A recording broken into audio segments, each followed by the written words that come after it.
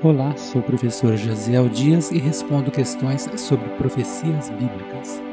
A dúvida de hoje é: como começou a escola futurista? Estou concluindo essa série sobre as escolas proféticas e hoje veremos um pouco da escola futurista, o que ela pensa e um pouco de sua história. A primeira classe de futuristas que vou apresentar são os futuristas extremos, também conhecidos como dispensacionalistas.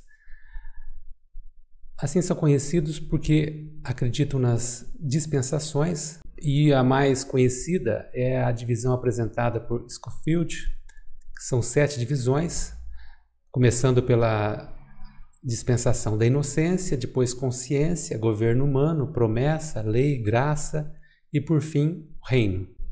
A quinta dispensação, segundo eles, a da lei, acabou aí tendo um período maior de tempo, né? Toda a história ali do povo judeu. E por fim, a graça, que é considerado o período atual, o período da graça, que é desde a morte de Cristo até o milênio. Vindo o milênio, introduz-se a 7ª dispensação, que é o reino. Dispensação do reino ou plenitude dos tempos. Outra característica dos futuristas é o literalismo, o que é exposto ali em Apocalipse 2:3, que são as profecias relacionadas às igrejas, né? A carta que João escreveu às igrejas, representam então estágio da escola eclesiástica. Mas cuidado aqui que não se confunde com a interpretação historicista, tá? Embora possa parecer aqui a mesma coisa. Outra característica é o pré-tribulacionismo, que coloca Cristo vindo para arrebatar sua igreja antes da grande tribulação. Jesus arrebata sua igreja, o conhecido arrebatamento secreto, antes que ocorra a grande tribulação. Isso é chamado de pré-tribulacionismo. Outra característica é o personalismo. O que vem a ser isso? É o fato de considerar o anticristo uma pessoa, né? Não um sistema. Diferente do historicismo, o futurismo considera o anticristo como uma pessoa a se manifestar ainda no futuro. O pré-milenismo nada mais é do que a manifestação de Jesus vindo antes que ocorra o milênio. Então, pré-milenismo. Jesus se manifesta para reinar com sua igreja antes do milênio. Outra característica é o exclusivismo. Nenhuma profecia se cumpre durante aquele período da Idade Média. Então, depois do 1º século, uma nova profecia só é considerada a partir dos eventos finais. Todo o período da história cristã está fora do cumprimento das profecias apocalípticas. Para os futuristas, os judeus, então, reconhecerão Jesus ainda como Messias. Há uma separação aqui, você observa, entre a visão de igreja com o Israel do Velho Testamento. Para eles, o Israel ainda étnico, né? Eles é que assumirão essa posição ainda, reconhecendo Jesus. Não há uma conexão aqui entre o Israel do Velho Testamento com a igreja do Novo Testamento. Na classificação dos futuristas, há os extremos e agora eu vou falar um pouco dos moderados.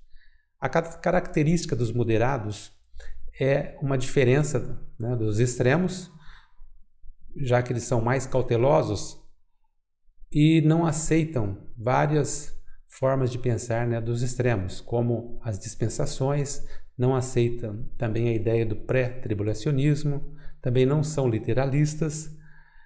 A primeira diferença que quero mostrar para vocês é com relação à igreja e o Israel do Velho Testamento. Para os moderados, as profecias relacionadas ao antigo Israel se cumprem também na igreja. diferentemente então da visão dos futuristas extremos. Não há aqui distinção entre igreja e Israel. Para os moderados, não há uma continuidade aí. O primeiro século se isola completamente na interpretação, né, dos capítulos 2 e 3 de Apocalipse, e depois a profecia segue apenas nos últimos dias. E Apocalipse se torna um livro isolado, genuíno de profecia bíblica no Novo Testamento. Então, há uma interpretação para o primeiro século e depois somente nos últimos dias, isolando então os capítulos 2 e 3 dos demais capítulos do Apocalipse. Vamos fazer então uma pequena revisão para a nossa conclusão. Vimos no historicismo Joaquim de Flores como destaque ao aplicar o princípio dia-ano, depois seguido pelos valdenses e os reformadores como ponto-chave do historicismo. E a interpretação destaque foi que o sistema papal era o anticristo.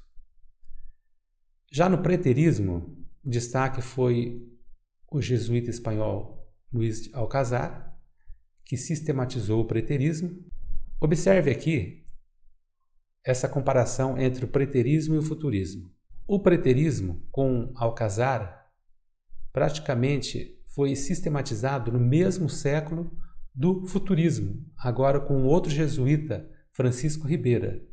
Com isso, concluímos que o preterismo e o futurismo cresceram depois daquele período, né, de interpretação alegórica da Idade Média, e aí houve um objetivo principal, implícito, que foi, nesse período até mesclado com a Contra-Reforma, de combater a reforma protestante que acusava o sistema papal.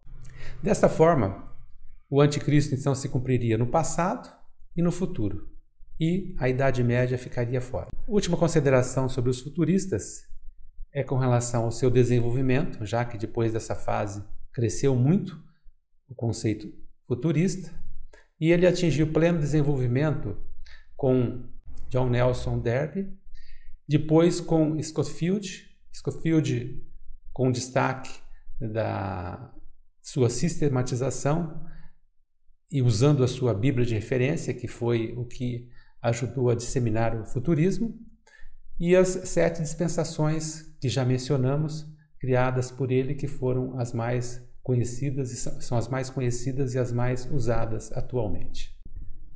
Assim conclui então essa pequena exposição sobre as escolas proféticas, para que você tenha uma noção geral, e até o nosso próximo encontro.